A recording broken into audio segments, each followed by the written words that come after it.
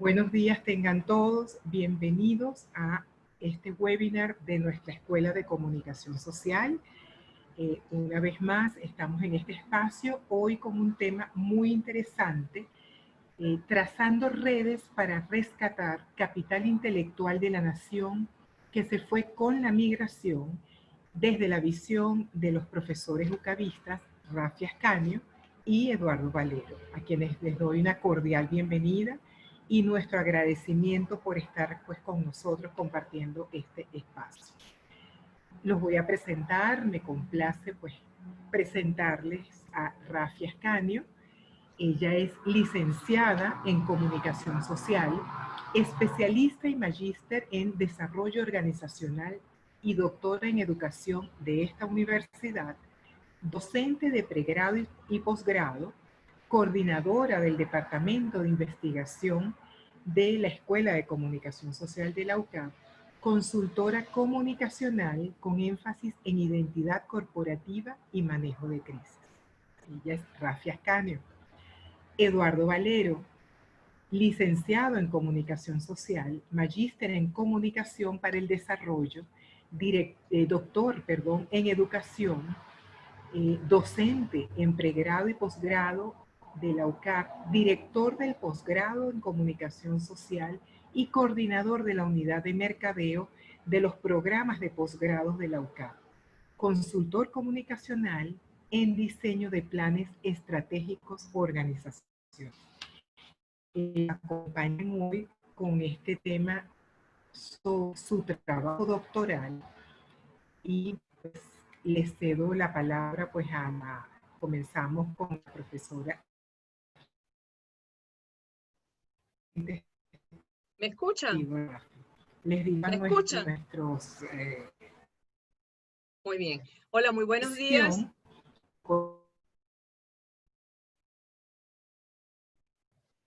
Que ustedes tengan a...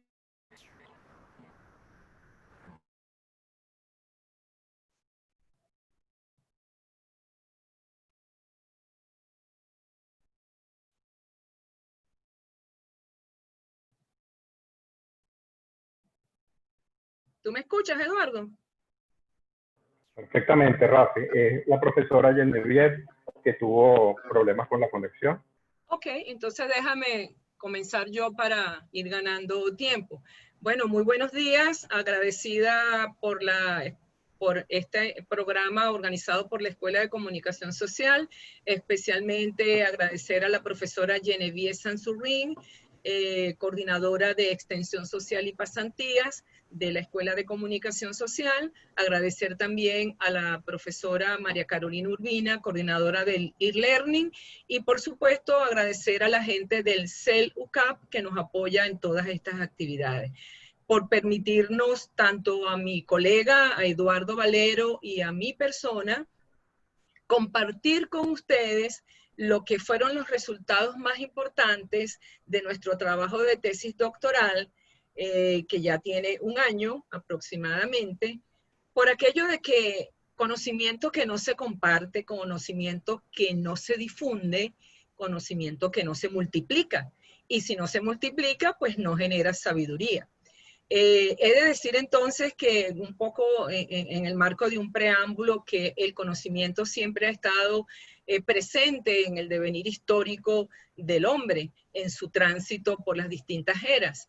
Y si citamos a algunos de los autores, como por ejemplo a Pérez Montoro, podemos señalar que en la era agrícola estaba presente lo más importante, los activos más importantes eran por una parte la tierra y el trabajo, mientras que el capital y el conocimiento pasaban a un segundo y un tercer plano.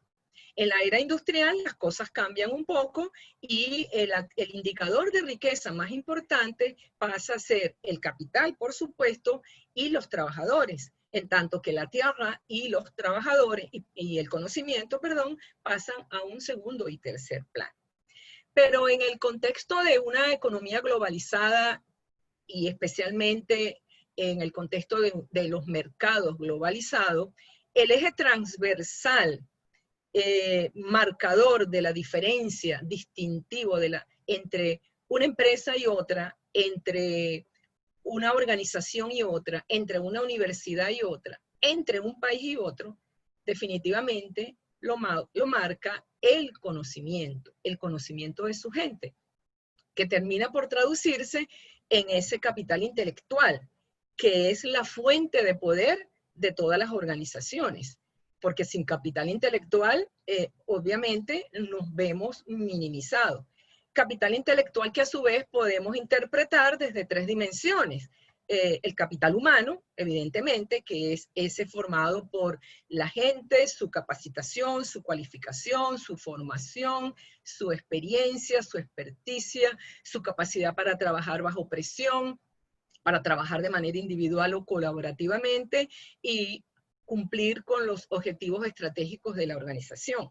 Por otro lado está el capital estructural, que no es otro que toda esa infraestructura en la cual las organizaciones invierten en equipos, en instalaciones, en procesos, procedimientos para lograr cumplir la misión para la cual fueron creadas. Y por último, y no menos importante, estaría ese capital relacional, que no es otra cosa que la manera como las organizaciones interactúan con su entorno, con sus grupos de interés, le hace clientes, le hace aliados, le hace gremios empresariales, o incluso las comunidades a las cuales se deben con programas de responsabilidad social. Bien, pero en el contexto de una economía globalizada, repito, lo más importante entonces pasa a ser el conocimiento de la gente al servicio de las organizaciones y por supuesto de los países. Por otro lado, quisiera señalar, sobre todo para los más jóvenes, para los estudiantes, para los que tienen una visión en Venezuela de que somos un país netamente de migrantes, recordar o informar que paradójicamente las cosas no siempre fueron así. Y es importante señalar que, por ejemplo, después de la Segunda Guerra Mundial, Venezuela se convirtió en asiento de inmigrantes que venían de muchísimas partes de Europa, que venían huyendo de la guerra, y que en Venezuela encontraron un espacio para desempeñarse, aprovechando, entre otras cosas, la coyuntura que en la década del 50 en Venezuela se comenzaban a hacer obras de infraestructura y de la construcción. Podemos decir que una segunda camada importante fue entre los años 70 y los años 80, a partir de esa bonanza de la Venezuela petrolera, que empezó a construir grandes infraestructuras como la siderúrgica, la ferrominera, a construir institutos tecnológicos, politécnicos, universidades privadas, hospitales, y dio cabida entonces a un contingente de extranjeros que llegaron de países latinos como Chile, Argentina y Uruguay, que venían huyendo de las dictaduras de sus países. De esa manera, repito, Venezuela no siempre ha sido un país exportador de profesionales o de venezolanos, y esto es una paradoja que tenemos que poner en el tapete. Precisamente esa situación de migrantes fue lo que en mi caso particular me hizo clic un buen día para seleccionar cuál iba a ser el objetivo, el foco de estudio de mi trabajo de tesis. Cuando estaba en esa búsqueda de cuál va a ser mi tesis doctoral y no sabía qué hacer, porque generalmente nos pasa. Un día, escuchando un programa de radio con César Miguel Rondón, tenía un invitado, que en este momento no recuerdo quién fue, que estaban hablando del proceso migratorio en Venezuela. Y eso me hizo clic y además me conectó con mi realidad como docente en la UCAP, en pregrado y posgrado, que semestre a semestre los alumnos se despiden y te dicen, profe, me voy. Al terminar su semestre o al terminar su ciclo y graduarse, me voy para Chile, me voy para España, me voy para Estados Unidos, en fin. Algunos de ellos se fueron a estudiar, a hacer una especialización, a hacer una maestría, pero muchos se fueron buscando una oportunidad de empleo con mejor calidad de vida para ayudar a sus familiares. Lamentablemente, en este momento, o desde hace muchísimo tiempo, no contamos con unas cifras, digamos que oficiales, que ratifiquen la cantidad de venezolanos que están fuera. Sin embargo, pudiera señalar que ha habido unos cuantos trabajos al respecto. En el 2017, por ejemplo, en COVID hizo una encuesta en la cual señala que esa migración estaría por el orden de entre 3 y 4 millones de venezolanos. En el 2018 hay un trabajo interesantísimo de la gente de Datincorp que dice que estaría por el orden de los 6 millones y 6 millones 900. Y en julio de 2019, Consultores 21 hace énfasis en una encuesta de 2.000 casos rural y urbana, de la cual el 49% de las familias señala que al menos 2 de sus miembros de la familia se habían ido del país. Repito, no tenemos cifras exactas de la cantidad de venezolanos que se han ido del país. En el caso de un investigador que se ha abocado al tema de la migración y a la pérdida de talento, como es el doctor Iván de la Vega, él habla de 6.800.000. Y así sucesivamente podemos estar señalando cifras más y cifras vienen. Y para cerrar este preámbulo diría que en todo caso, el problema de la migración de venezolanos no es un tema exclusivo nacional. Se ha convertido en un problema internacional. ¿Por qué? Porque si de un lado estamos perdiendo ese capital intelectual que se va a otras tierras a desempeñarse en lo que aprendieron a hacer. Pero del otro lado están recibiendo un contingente importante de gente venida de tierras venezolanas que de pronto fracturan el equilibrio económico de ese país, si lo vemos en términos de eso. Bien, sin más preámbulos y si me permiten, quisiera compartir con ustedes algunas láminas de lo que fueron los resultados de mi trabajo de investigación. Un segundito.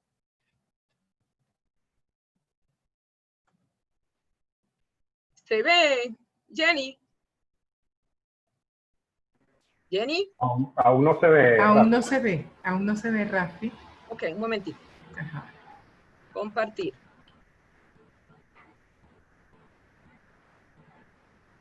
¿Y ahora?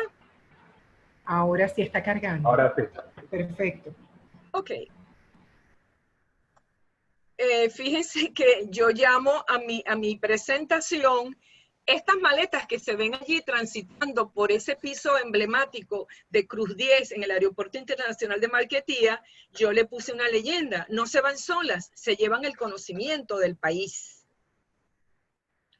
¿Cuál fue el objetivo general de mi trabajo de investigación? Analizar ese proceso de migración de profesionales venezolanos universitarios. Yo me enfoqué solo en profesionales universitarios, no en la migración en general y no por discriminación, sino porque mi foco de estudio era ese. Y ver de qué manera podría lograr resultados interesantes que al final pudiesen contribuir en el futuro a articular políticas públicas entre el Estado, las academias y el sector privado para ver de qué manera se logran reducir las causas que han generado esta migración de profesionales universitarios.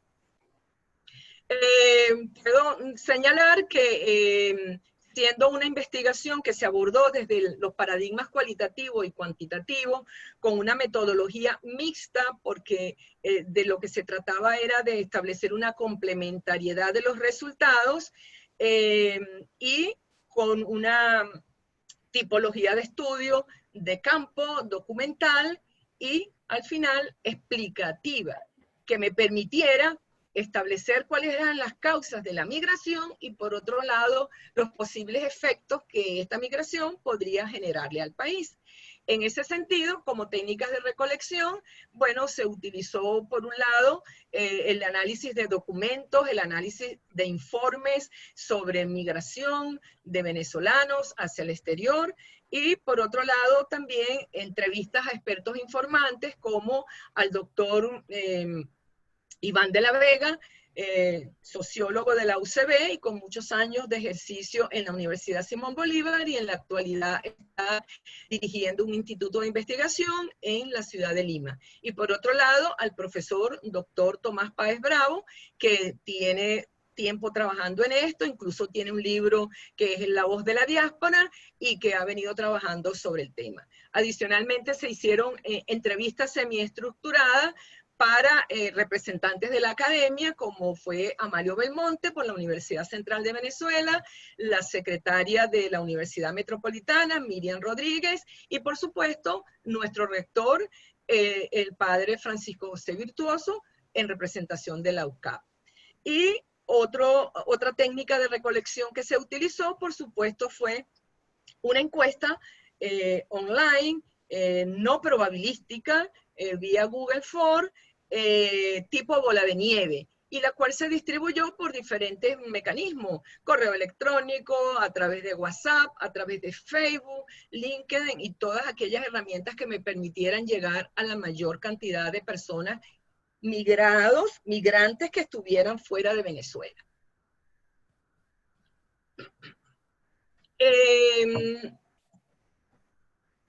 A nivel académico, la muestra de 513 personas, la muestra duró un mes, digamos que abierta. Se abrió el 29 de diciembre del 2018 y el 23 de enero del 2019 ya se estaba cerrando.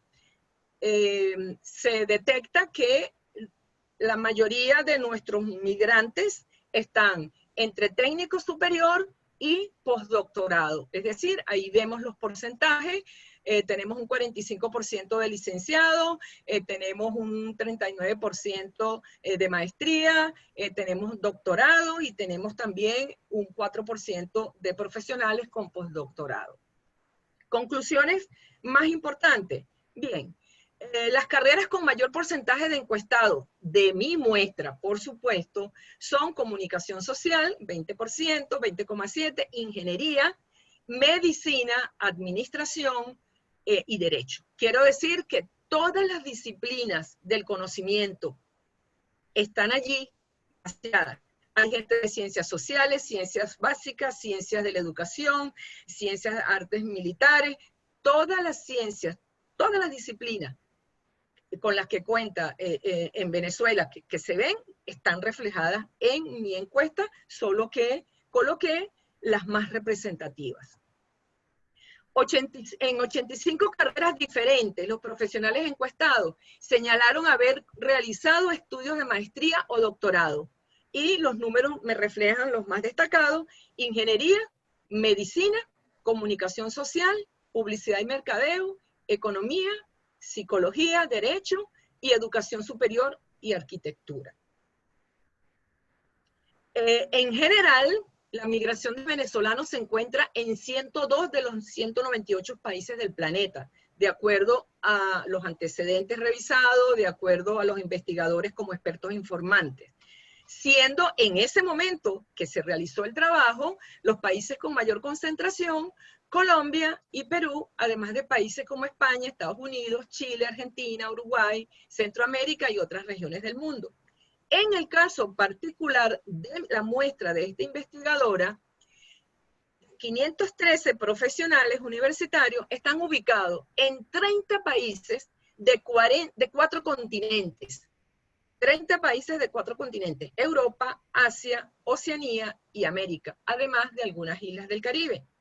Siendo los países con mayor concentración, España con 110, Chile con 97, Estados Unidos con 55, México con 39, Colombia 36 y así sucesivamente, para no cansarlos con los datos.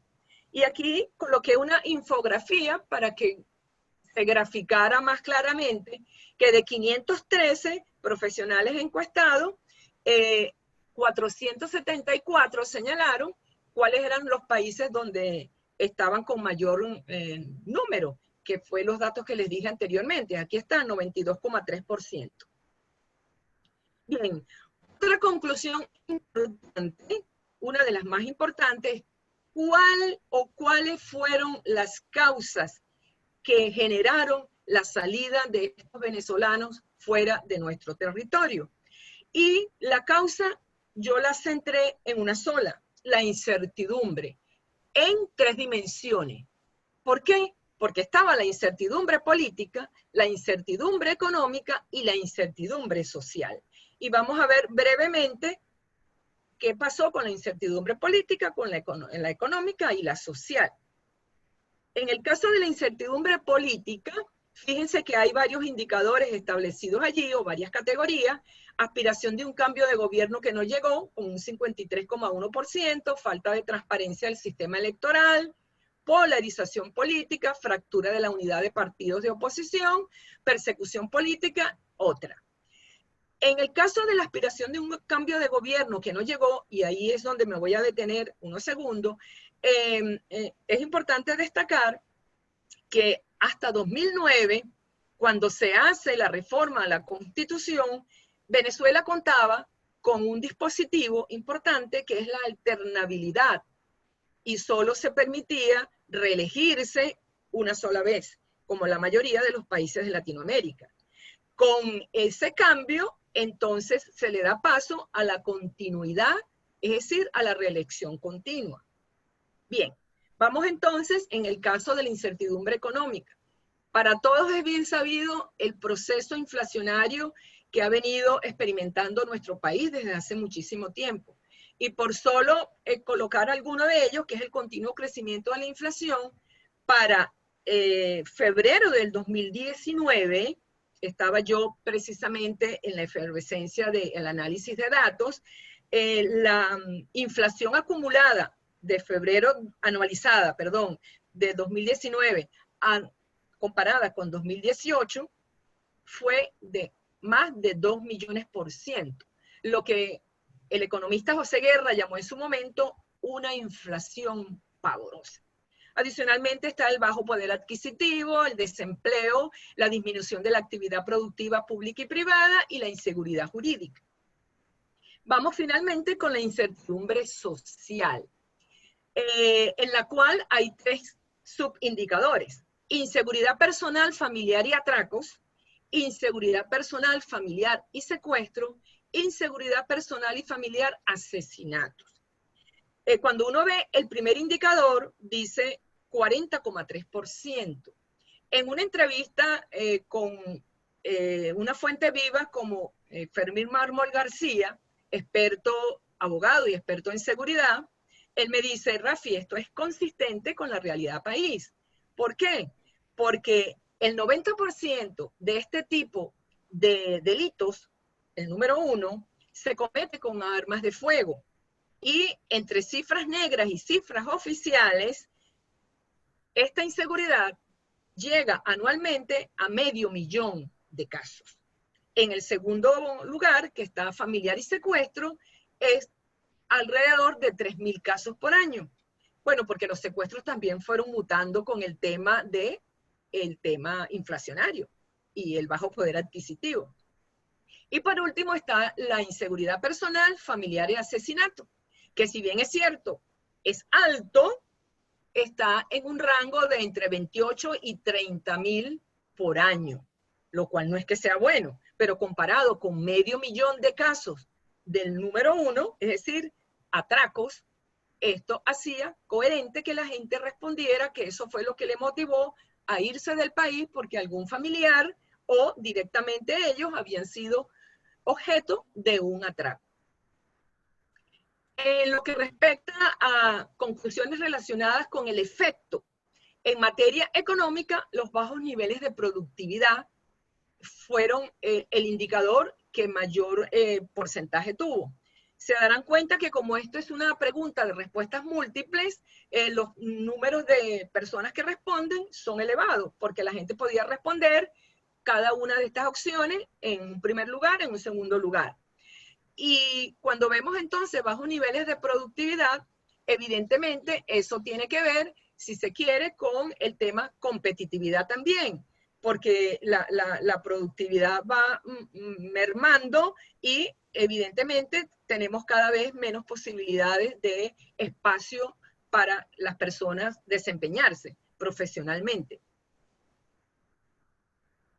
De hecho, revisando unas declaraciones para entonces, en mayo del 2019, de Juan Manuel Olalquiaga, que era el presidente de Conindustria, nos decía, por ejemplo, que la capacidad industrial, la capacidad instalada, había bajado a 20% en el 2019 versus 26% que traía del 2018. Y esto representaba un volumen de producción de 5%, lo cual era realmente preocupante si se comparaba la cifra de capacidad instalada de países vecinos, de países hermanos, como Argentina, con un 64,8%, como Colombia, con un 69%, casi llegando al 70%, al 80%, y Ecuador más o menos por ese orden. Es decir, nosotros estábamos, como quien dice coloquialmente, detrás de la ambulancia. Efecto en lo social, escasez de profesionales calificados, el primer indicador, disminución de la calidad educativa, bajo nivel competitivo en la investigación, una brecha cultural que se va generando, desigualdad social, separación de familias, evidentemente, por la ida de muchos de sus familiares y pérdida de identidad.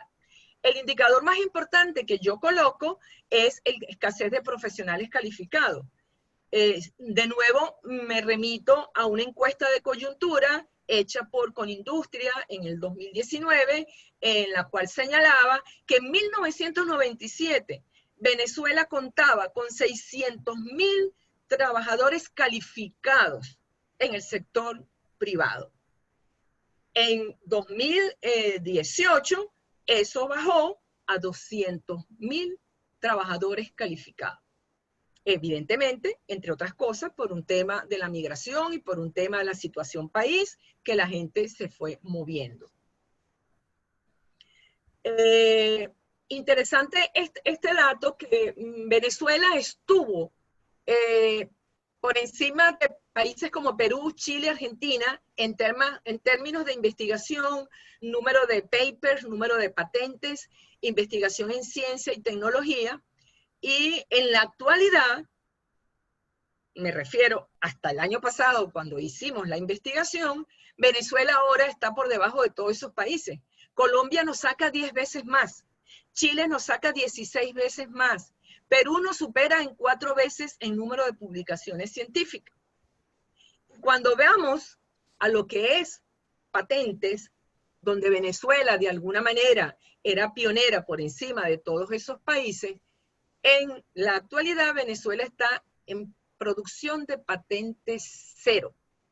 Y cuando uno analiza el argumento de estudiosos que dicen que la transición de una economía tradicional fundamentada en la producción de bienes y servicios para una economía del conocimiento, donde es indispensable la producción de patentes por encima incluso de la producción de materia prima, entonces esto generalmente pues nos da escozor, nos genera angustia, no estamos produciendo patentes.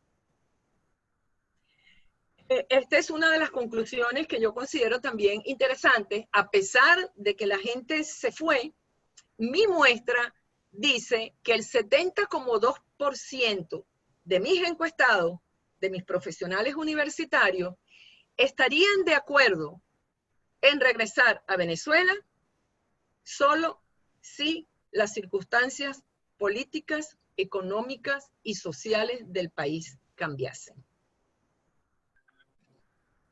El regreso evidentemente estaría condicionado a un cambio en la dirección político-partidista, a una nueva propuesta económica que garantice el desarrollo del aparato productivo, público y privado, nuevas reglas que garanticen la seguridad jurídica, económica a los entes privados, nacionales e internacionales, reglas que garanticen seguridad social y personal y familiar a los ciudadanos, conocimiento de la meritocracia profesional en los entes públicos y reconocimiento del sector productivo y privado y reconocimiento de la voz de las academias que de alguna manera son la voz cantante en la generación del conocimiento a la disposición del proceso productivo de un país. Y por último, si existiera separación de los poderes públicos y el respeto a la disidencia. Esas son como que algunas de las condiciones que este 70,2% dispuesto a venirse de nuevo al país ponen como prioridad. Para no cansarlos, y ya para terminar, entre las recomendaciones más importantes que coloca la investigadora sería realizar una investigación que a partir de un nuevo gobierno democrático y en el marco del Plan País pudiera diseñar políticas públicas a corto, mediano y largo plazo orientadas, por una parte, a concertar entre el Estado, los sectores productivos del país, público y privado, y las academias para abordar posturas encaminadas a reducir las causas que pudieran estar incidiendo en la migración. Y por otro lado, articular mecanismos para hacer posible que ese capital intelectual, traducido en conocimiento de profesionales, comience a regresar al país y se reinserte en el campo laboral. Y en el caso de los que no van a regresar por decisiones personales, puedan seguir formando parte del desarrollo económico y social de Venezuela, aún estando fuera de su país. Y aquí me conecto para darle la palabra al profesor Eduardo Valero con su trabajo de tesis que se enfoca precisamente en la necesidad de trazar puentes, de tratar vínculos entre esos profesionales que están fuera y la posibilidad de que ellos desde allá puedan formar parte de ese desarrollo económico y político de Venezuela con su talento. Eduardo, te dejo entonces para que continúes. Muchísimas gracias, Rafi, excelente. Déjame Muchas dejar gracias por... Sí, gracias. dejar de compartir acá. Bueno, muchas gracias, Rafi, excelente. Estaba justamente haciendo, digamos, la observación, digamos, en otra perspectiva y en otro tiempo de lo que fue tu investigación, la cual, por supuesto, vivimos muy de cerca, pues compartimos escolaridad en el doctorado y además de eso, también lo que fue la producción de la investigación, aparte, digamos, de todo lo que son nuestras actividades propias de comunicación social y sobre todo en la academia, ¿no? Eso es bien importante. Y sobre digamos, ese marco de referencia y de investigación que nos comparte, pues obviamente podemos extrapolar dos cosas antes de entrar digamos, con lo que sería mi aporte o lo que sería, digamos, un compartir, ¿no? De este punto común de inquietud profesional. Es que el tema obviamente está en constante movimiento, está en constante mutación. Y ahora obviamente tenemos una situación que llamamos la nueva realidad. Entonces, ¿qué nos permite a nosotros digamos, este tipo de reflexiones que se generan desde la universidad, desde las áreas de estudio, de posgrado, de investigación? Lo que nos permite entonces es ir, digamos, entendiendo y analizando y destapando esas capas que poco a poco le van dando la realidad y la conformación a la situación que nosotros estamos viviendo. Entonces, cuando uno empieza a ver trabajo, por ejemplo, de investigación como el que nos presentó la profesora Rafi, empezamos a ver de que el hilo del tiempo natural, digamos, se va confeccionando o se va entretejiendo, y no es casual tampoco lo que nosotros estamos viviendo el día de hoy, en el cual, a pesar y marcado también por hechos globales, como la situación de COVID y la nueva realidad, pues obviamente todos esos temas siguen vivos, siguen abiertos, y nos van a permitir entonces empezar a buscar respuestas no solamente en el presente, sino remitirnos a las investigaciones recientes y más remotas sobre la cual se ha trabajado. Entonces, un poco con esa conexión que permite el trabajo de la profesora Rafi, voy a avanzar entonces en función un poco sobre lo que nosotros estamos trabajando. Y aquí voy a traer la palabra que a nosotros nos caracteriza como universidad y como escuela y como posgrado, que es comunicación. ¿Okay? Todo esto es lo que nos está obligando, lo que nos está llevando, lo que nos lleva a permanentemente a estarnos encontrando, es el factor de comunicarse. ¿Por qué? Porque hay incertidumbre, tenemos, digamos, incertidumbres por todos lados, dentro de esa interacción necesitamos entonces comunicarnos, intercambiar y empezar a buscar posibles soluciones, unas a corto plazo, unas a mediano y unas muy probablemente remotas, pero al final el ser humano se va, digamos, movilizando por allí. Entonces, en cierta manera, digamos, estas líneas o estas reflexiones nos permiten entender al día de hoy por qué nosotros estamos entonces administrando un proceso de confinamiento, un proceso de distanciamiento social obligado por un tema obviamente ya global de autoprotección hacia la salud, pero también hacia todo lo que es el movimiento y la interacción social que tenemos. ¿Y qué es lo que nos está diciendo al día de hoy esta nueva realidad? ¿Cómo nos estamos comunicando en este momento? Nos estamos comunicando en redes. Y justamente en redes es que nosotros tuvimos la posibilidad, o tuve, digamos, la posibilidad de plantearme esta investigación. ¿Okay? En este caso, si estábamos viendo pantalla, por favor me confirman. Sí, perfecto, Eduardo. Muy bien. Entonces, sobre este punto, enlazo un propósito que es, digamos, ese marco que bien desglosó la profesora Rafi con un enfoque, con un análisis cuantitativo y cualitativo de fondo muy riguroso, que nos permite esa fotografía, y esa fotografía sigue en movimiento en esta nueva realidad. Y la realidad entonces la conectamos con el propósito necesario de comunicarnos. ¿Y cómo nos estamos comunicando? Nos estamos comunicando en red en esta nueva situación que tenemos planteada de estar atentos, pues, esta nueva, el fenómeno del COVID-19. Entonces, en este caso, pues básicamente me voy a concentrar un poco más hacia lo que es hablar acerca de lo que es cómo vamos a trazar, por qué necesitamos desde la comunicación, desde la educación, trazar redes para empezar a entender o digamos, a poner un poco en orden y darle respuesta a nuestras realidades presentes, actuales y potencialmente futuras. ¿Por qué? Porque ninguno de nosotros, al día de hoy, si nos hacemos la pregunta natural, no tenemos obviamente todas las respuestas. Entonces las respuestas las tenemos que conseguir haciendo un uso efectivo de nuestros recursos naturales de comunicación, pero también apoyándonos en las tecnologías y en las plataformas que nos permiten estos tiempos globales sobre los cuales estamos interactuando y estamos protagonizando también en los diversos órdenes, no solamente en el orden profesional, sino en el orden social natural.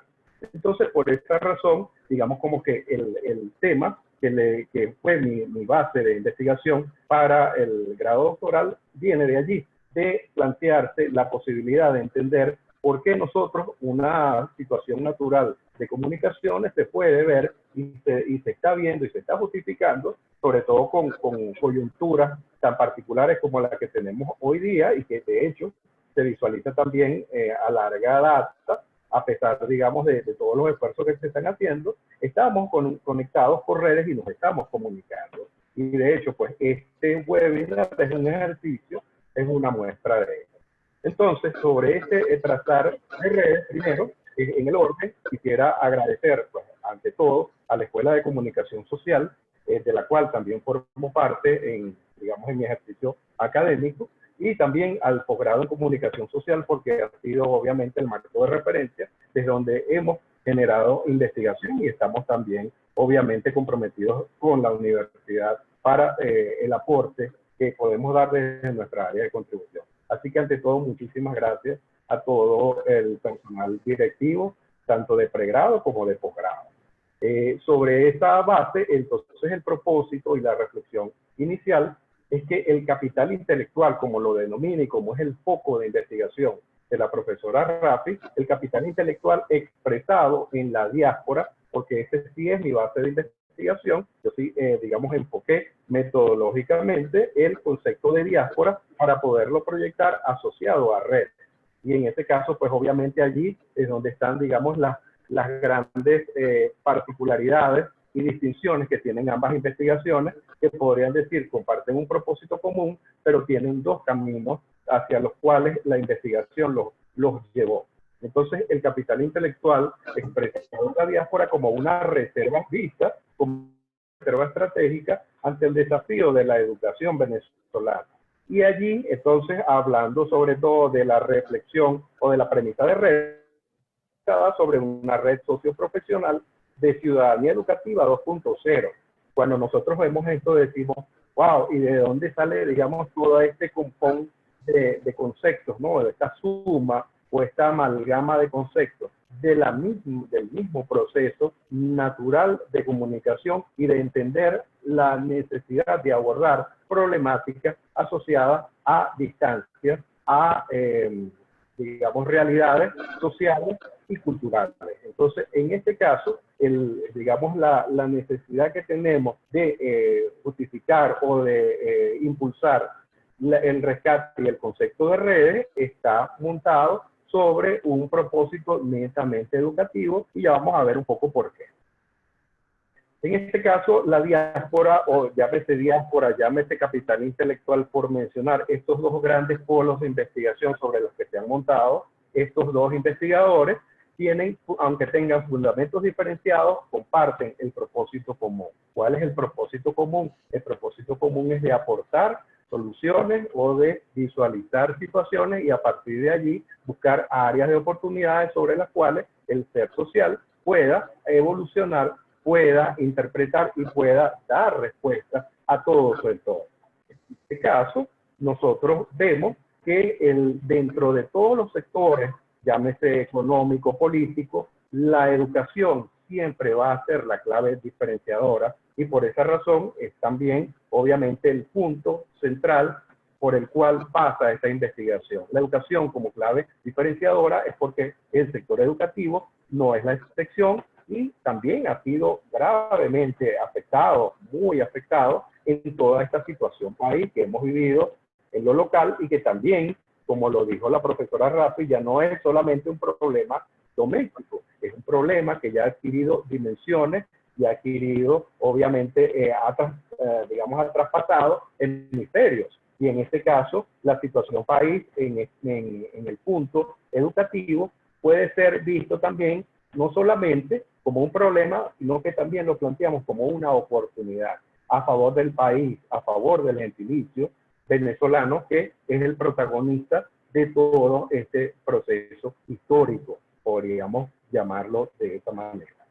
Entonces, digamos, entrando ya un poco más en el tema y en los aportes extraídos de lo que es la investigación, que obviamente también tiene su marco teórico, tiene sus bases teóricas, tiene su marco metodológico, y tuvo también todo un diseño de investigación que pasó, digamos, que tiene un protocolo con sus variables expresadas, pero aquí, trayéndolo un poco más para socializar y para compartir en el marco de un webinar, me traje un par de preguntas de tantas que nosotros como investigación nos planteamos asociadas a red.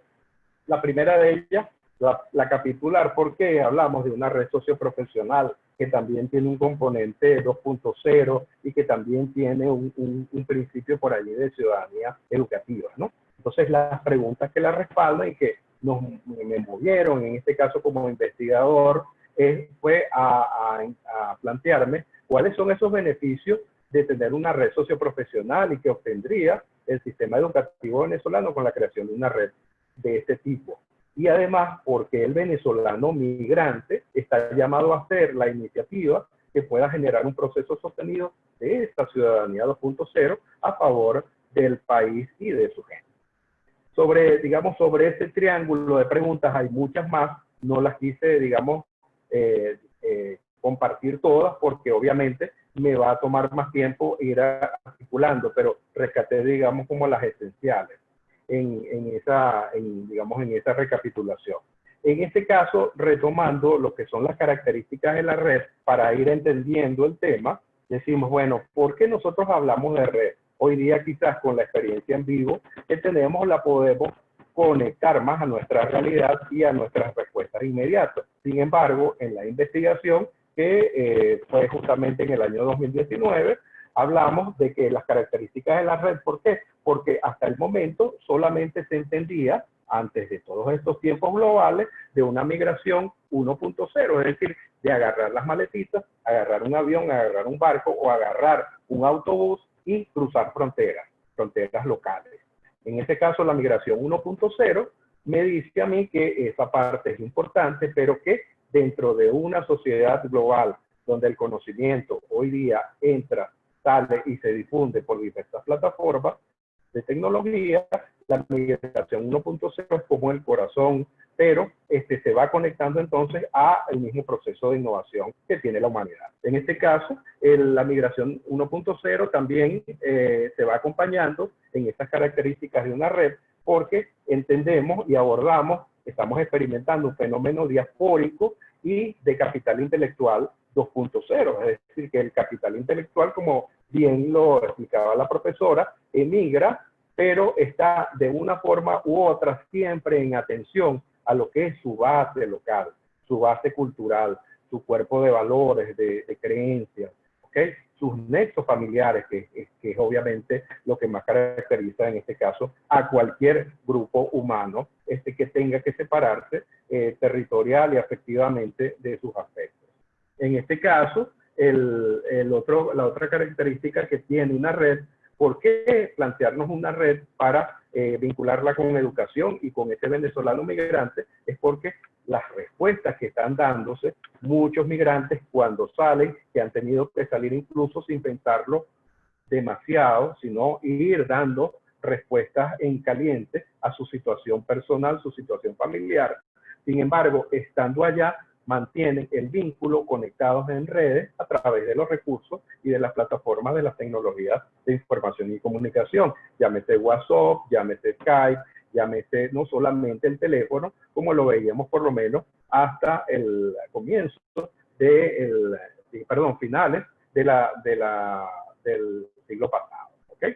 En este caso también la conexión en redes me lleva a que al estar en redes, todas las interacciones nosotros las podemos mapear, las podemos graficar, y eso lo estamos viendo permanentemente en cualquiera de nuestras transacciones, bien sea que yo haga un giro bancario, haga una transferencia, llame a un amigo, pase un trabajo de investigación, comparta una fotografía social, etcétera, etcétera.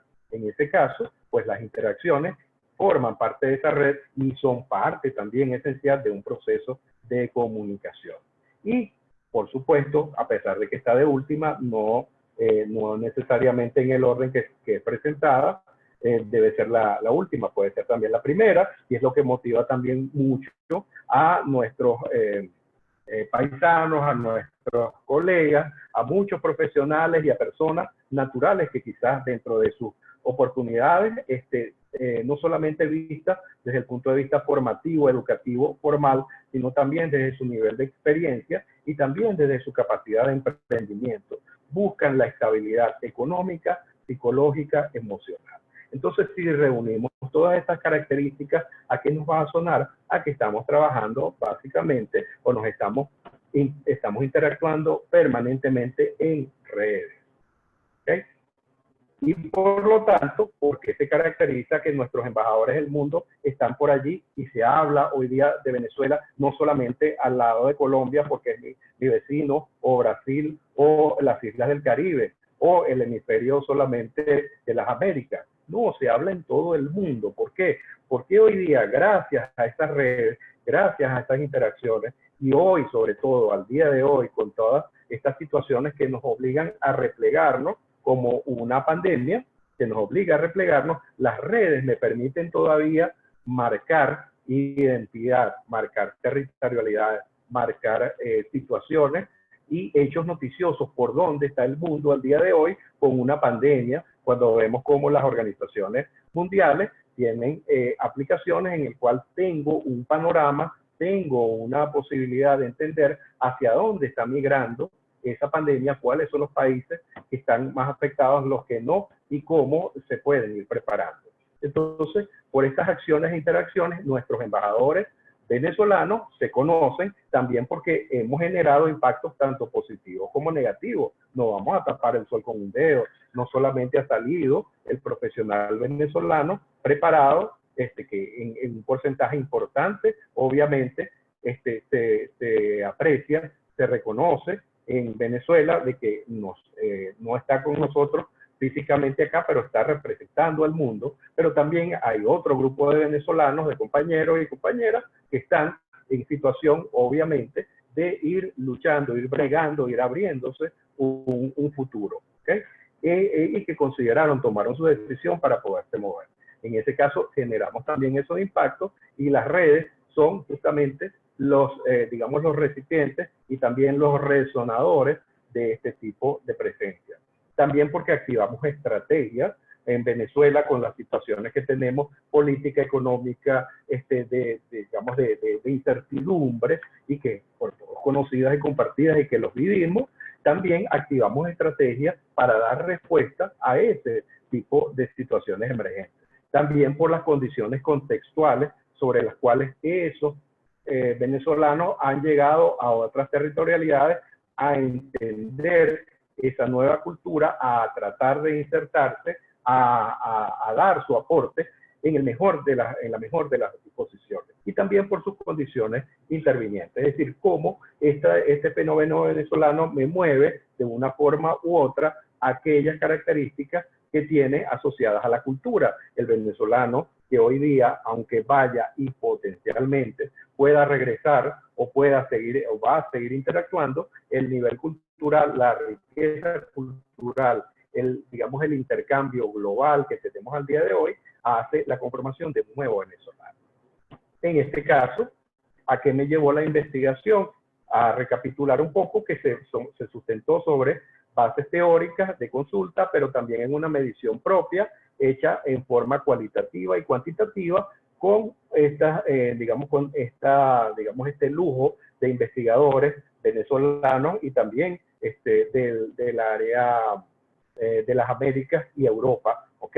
Y organizaciones mundiales sobre las cuales la investigación documentó datos, no solamente, digamos, vamos a ponerle así, pues, el abordaje focalizado que se hizo sobre un grupo objetivo de consulta, una consulta que se hizo abierta a diferentes experiencias, no solamente por el nivel educativo, sino también por su condición, cómo había tomado su decisión.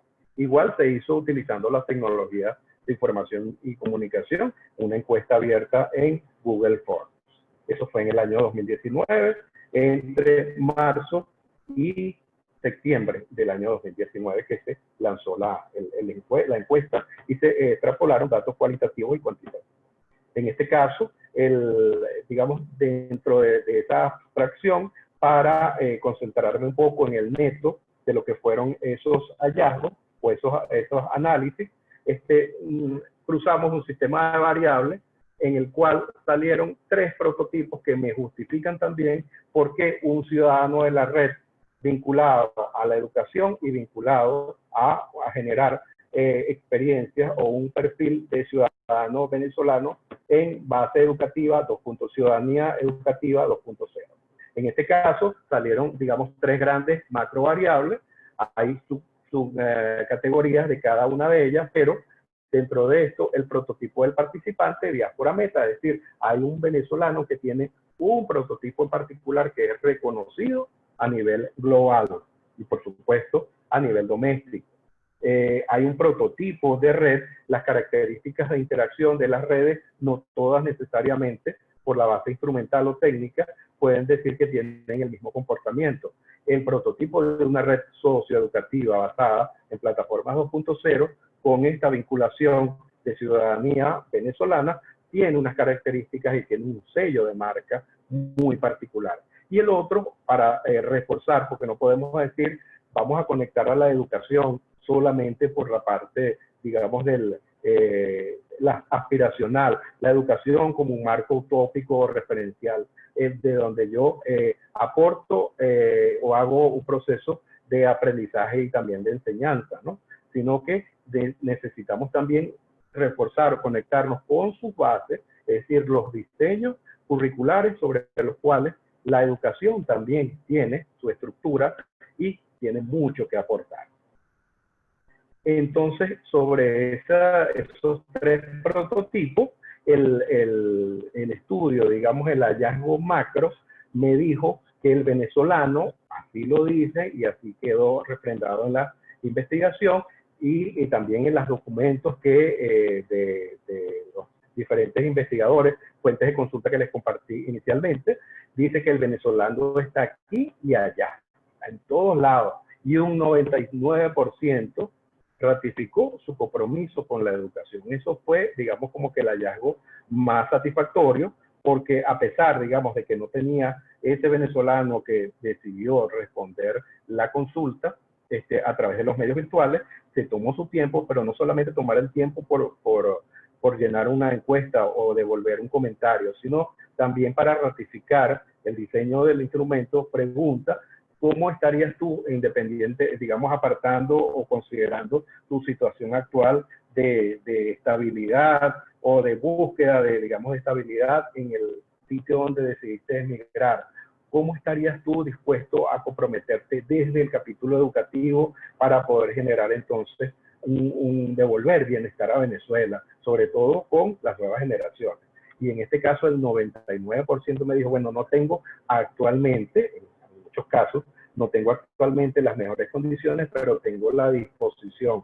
Y si mi plan, que ya yo me tracé al migrar dentro de tanto tiempo, ya estoy estable, cuenten absolutamente conmigo y ustedes me dirán para qué soy capaz o para qué soy, digamos, bueno, como decimos los venezolanos. Entonces, esa parte fue muy satisfactoria también. Y en este caso, ya, digamos, recopilando y acoplando, bueno, ¿qué vamos a hacer? ¿Cómo se puede gerenciar una red de este tipo? ¿Cómo se puede plantear? Hay una red que está expresada en esos propósitos. Los propósitos marcadores, así como grandes indicadores que caracterizan esta red, es que tiene un propósito de resiliencia, es decir, el venezolano busca proximidad y lo hace, digamos, sobrevenido a todas las dificultades, pero siempre trascendiendo y manteniendo, digamos, su disposición a salir adelante.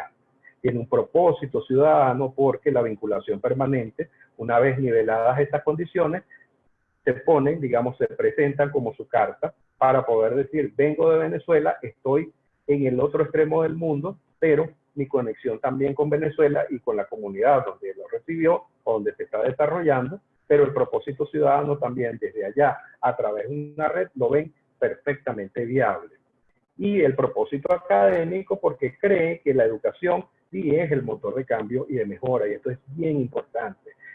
Hacemos muchas apuestas y obviamente todas las áreas y todas las ciencias que componen un conocimiento, las experiencias económico, político, social, cultural, pero todas, absolutamente todas, partimos y llegamos a ese punto en común, llegamos a ese encuentro y a ese consenso de que si no hay verdaderamente un foco en la educación y en una educación estructurada, una educación bien gerenciada, no vamos a tener verdaderamente esos cambios y vamos a estar navegando en redes, pero a la deriva. Entonces, esa es la otra característica que caracteriza también el aporte de la investigación. Y allí justamente este slide que les coloco habla de esa ciudadanía educativa 2.0, donde el factor diferenciador, o en este caso, del caso del venezolano emigrante, demuestra que sí es posible mantener y ampliar un vínculo y un aporte más allá del margen de su círculo familiar y social inmediato. Y esta ciudadanía educativa 2.0, aunque actualmente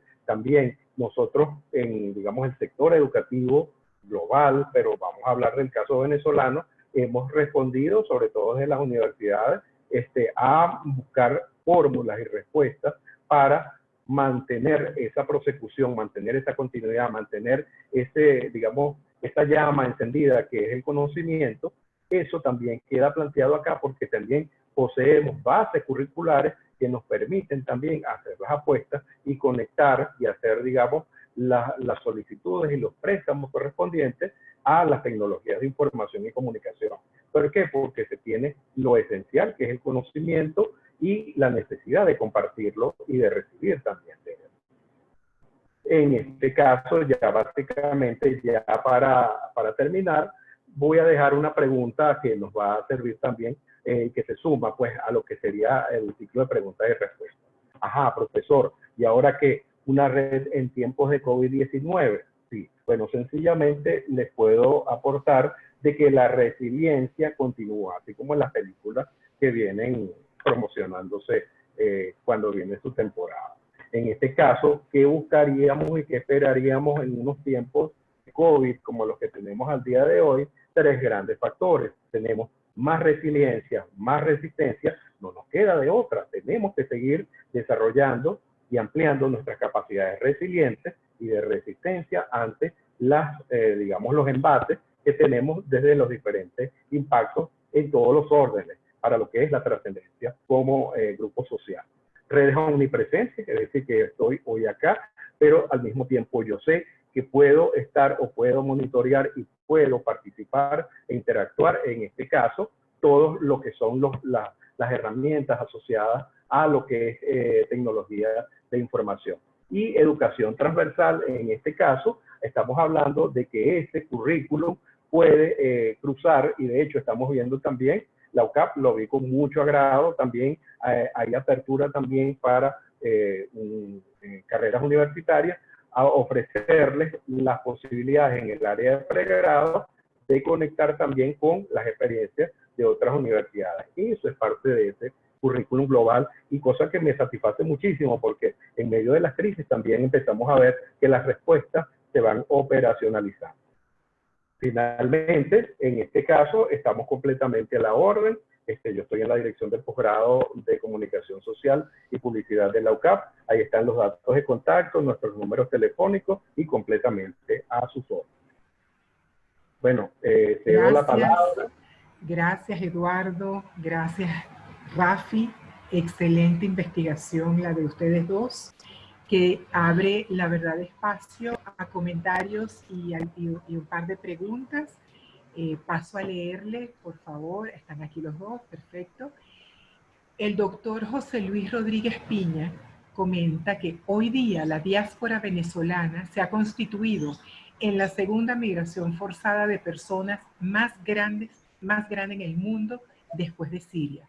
El fenómeno migratorio en Colombia se ha llevado a cabo en diferentes etapas y desde el año 2002 hasta enero 2020 se había registrado ante la Dirección Nacional de Migración Colombia un aproximado de 1.674.000 migrantes venezolanos.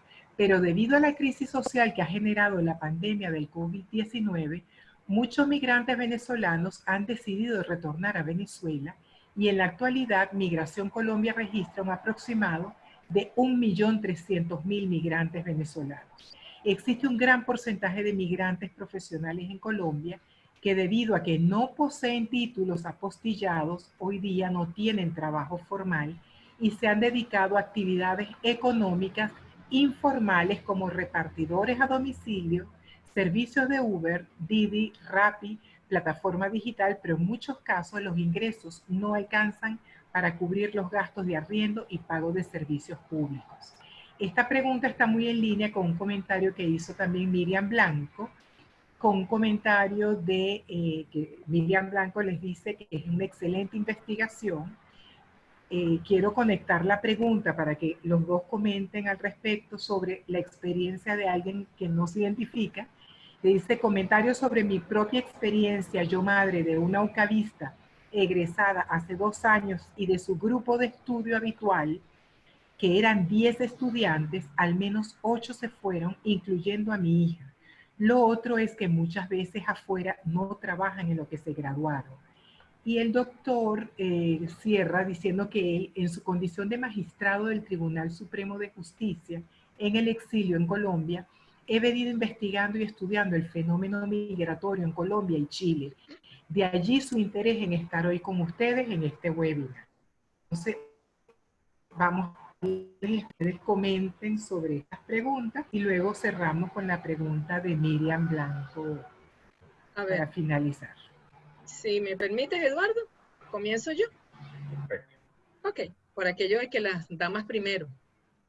Así es, por supuesto, yo estoy calladito aquí esperando por su intervención. A ver, en mi trabajo de investigación, yo preferí y sigo prefiriendo hablar de migración y no de diáspora. ¿Por qué? Yo hablo de migración forzada de profesionales universitarios que se fueron del país tratando de encontrar en otros territorios una oportunidad de trabajo para insertarse y tener mayor calidad de vida, entre otras cosas. ¿Por qué no la llamo diáspora?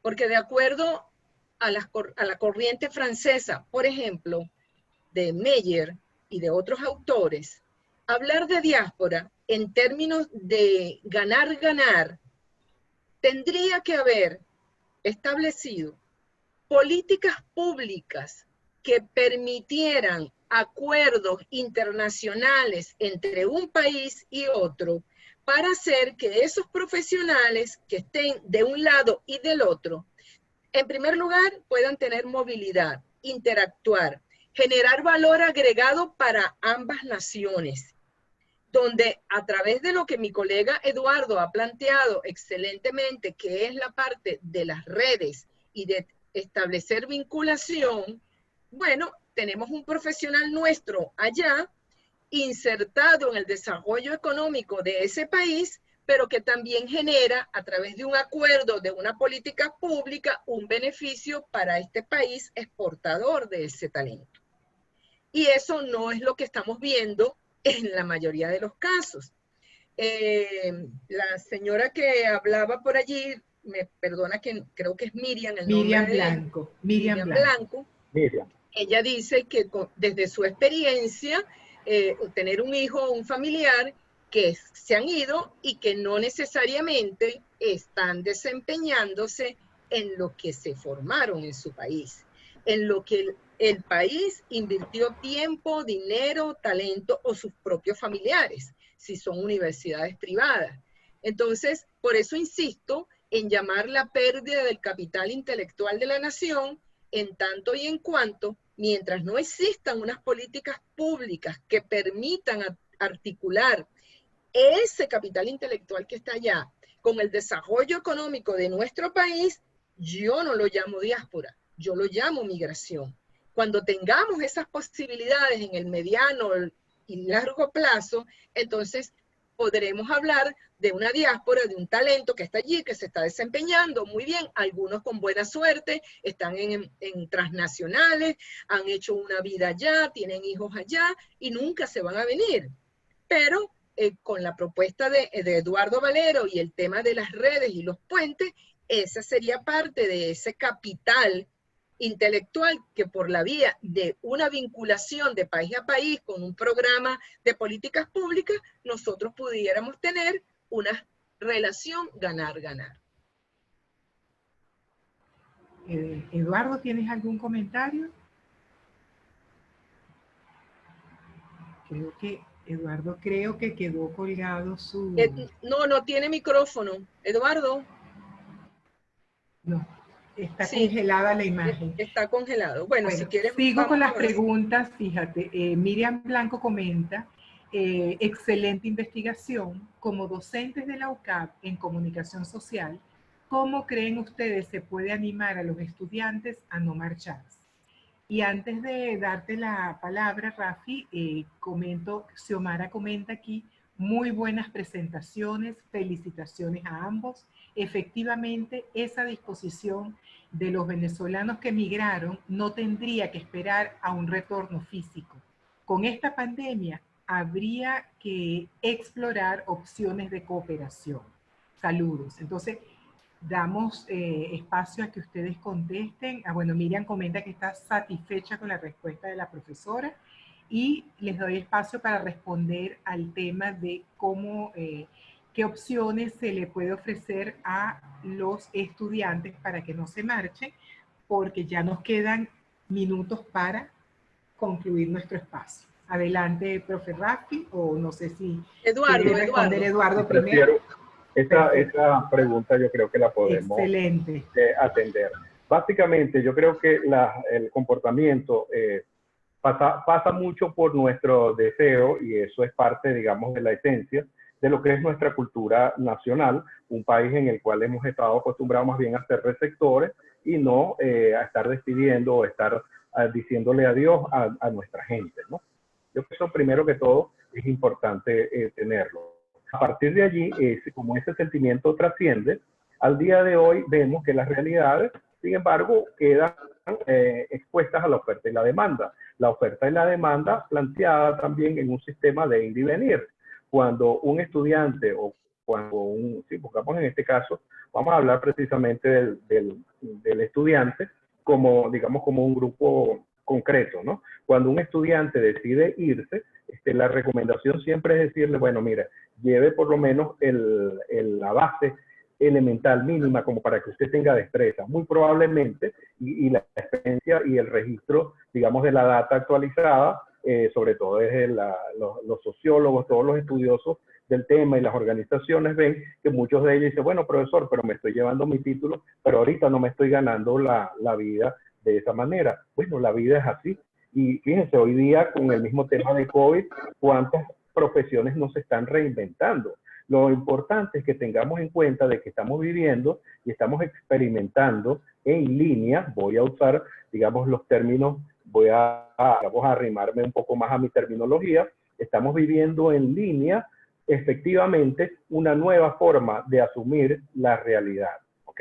Y sobre esa realidad en línea depende mucho de las transacciones, es decir, qué tanto te puede ofrecer el país en el cual tú estás tomando una decisión a irte. Yo creo que las universidades en general, sobre todo la universidad venezolana, está haciendo grandes esfuerzos también para que el profesional se quede dentro de lo que es su proceso de formación. Habrá algunos que toman sus decisiones personales y ahí entra también mucho, digamos, la variedad y el respeto a las decisiones de cada quien. Pero el promedio global, si nosotros lleváramos y no viéramos solamente el caso venezolano, cualquier geografía o cualquier país que esté dentro de unas características en el cual está sujeto a movilidad, y en la misma América Latina tenemos casos, pero por cantidades, pues todos nuestros países hermanos han pasado por estos, algunos han regresado, otros se han quedado, pero al final del día, digamos, esto se resume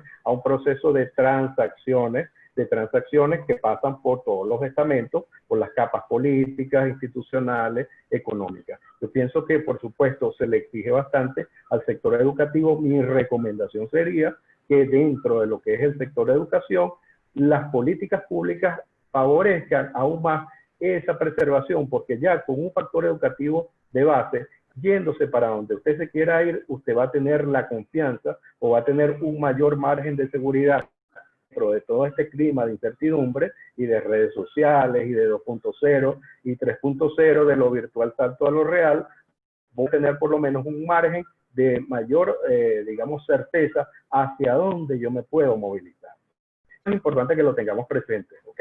Independientemente, hoy podemos estar acá, nosotros conversando, interactuando desde Venezuela y obviamente con nuestras decisiones marcadas, pero mañana, pasado mañana, ninguno de nosotros sabemos dónde podemos estar. Lo importante es mantenernos activos y lo que es importante, obviamente, instituciones o roles que tengan capacidades, en este caso, de liderazgo o de administrar procesos de políticas públicas, tengan presente. Este es uno de los llamados que también desde lo que son las conclusiones de esta investigación se plantea. Las instituciones que tengan que gerenciar el tema deben ocuparse mucho más, en este caso, de hacer una contraoferta para bajar, obviamente, o por lo menos nivelar un proceso natural que se dé no en forma forzada o sobrevenida, sino que sea producto de una decisión bien pensada y que esté asociado